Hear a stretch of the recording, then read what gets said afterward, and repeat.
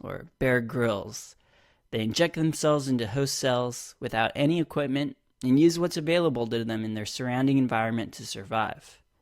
Whether that's using host cell proteins to shuttle in and out of nuclei, or clothing themselves in host cell envelopes, they're pretty badass. Poxvirus, however, is not one of these MacGyver viruses. Poxvirus is like one of those Y2K conspiracy theorists who built an underground shelter packed full of canned beans, 200 gallons of water, ammunition, and tinfoil hats.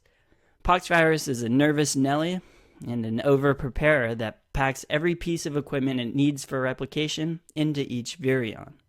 For this reason, we've titled this script Pox in a Box. And this scene's going to take place at Guarnieri's Boxing and Shipping Company. Notice first that we've used predominantly blue tones in this sketch to signify that Poxvirus is a DNA virus. And like I've said, we set this scene at a boxing and shipping company because part of what makes Poxvirus different from the other viruses is how it's packaged. Poxvirus essentially comes with everything it needs inside of it, thus it's like its own little ready-made box. For example, unlike most viruses, it's important to remember that poxviruses make their own envelopes instead of taking them from their host. So to remember this, we'll draw in these workers here making their own envelopes. You should also know that poxvirus is the only DNA virus you'll learn about that completely replicates in the cytoplasm. It has packed along a special DNA-dependent RNA polymerase, which is a fancy word for an RNA polymerase that reads DNA. You'd normally find it in the nucleus, but because poxvirus has its own, it can just make messenger RNA right there in the cytoplasm, which is then processed by the ribosomes into proteins.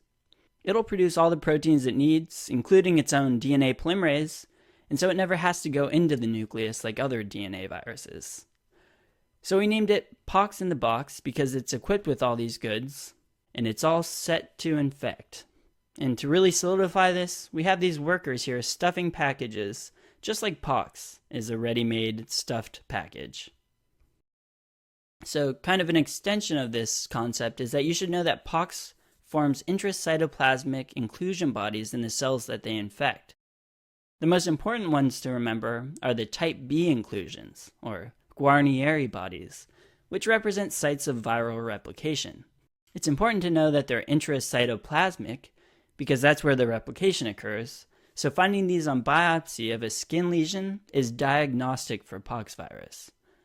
To help you remember this, we have a map in the back.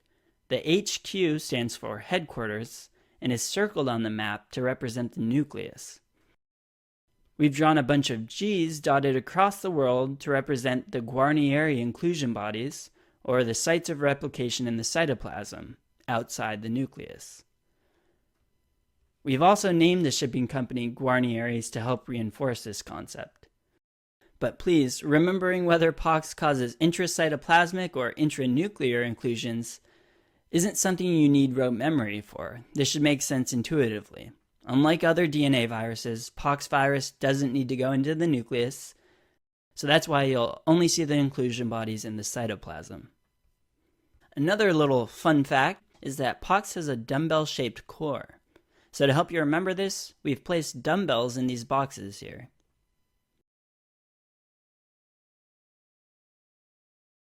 Also, another little trivia fact for you is that Poxvirus is the largest known DNA virus.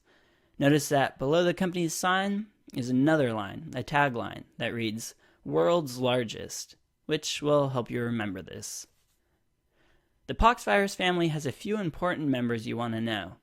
We'll start off with the smallpox virus. To represent smallpox, we'll put a sign up here that says small box. So smallpox, or variola, causes raised blisters on the skin and mucosal surfaces. But be careful not to confuse variola with varicella, or chickenpox.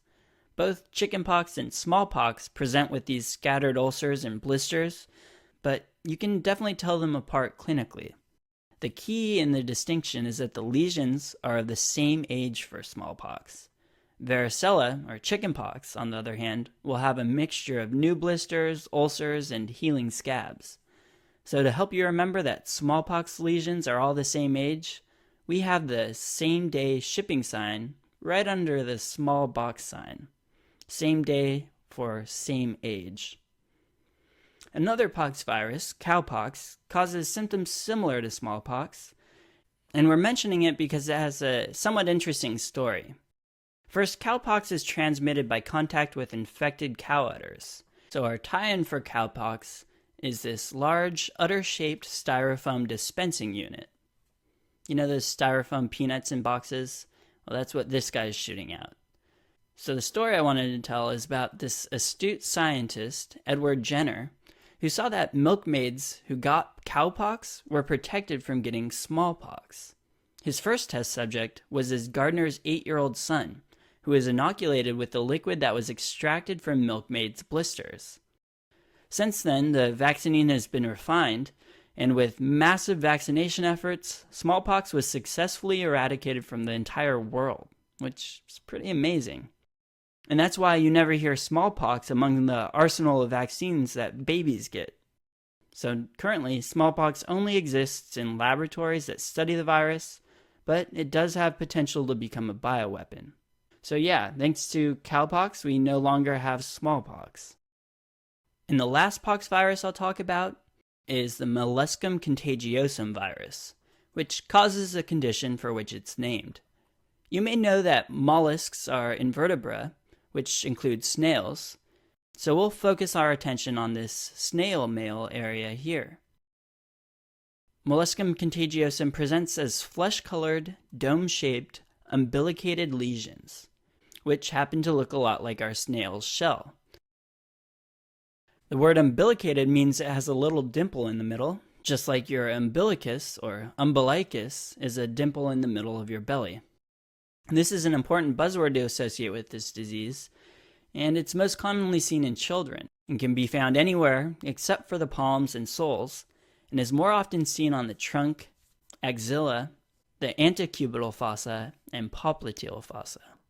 To help you remember this, we'll draw a kid here who just got into one of our snail mail boxes and has these snail stamps all over his trunk. When it occurs in healthy adults, it's usually related to sexual transmission and presents as a single umbilicated lesion. However, if it spreads diffusely in an adult, the person likely has HIV and is immunosuppressed. So to help you remember this, we've drawn our recurring cane symbol here to remind you of this immunosuppression. Okay, so to quickly review, you've got the large pox virus with its unique ability to generate its own envelope and package all the things it needs into its box, conveniently staying in the cytoplasm and replicating there. The three main viruses in this family are smallpox, cowpox, and molluscum contagiosum. And with knowing all that, you should be pretty good. So let's pack up and ship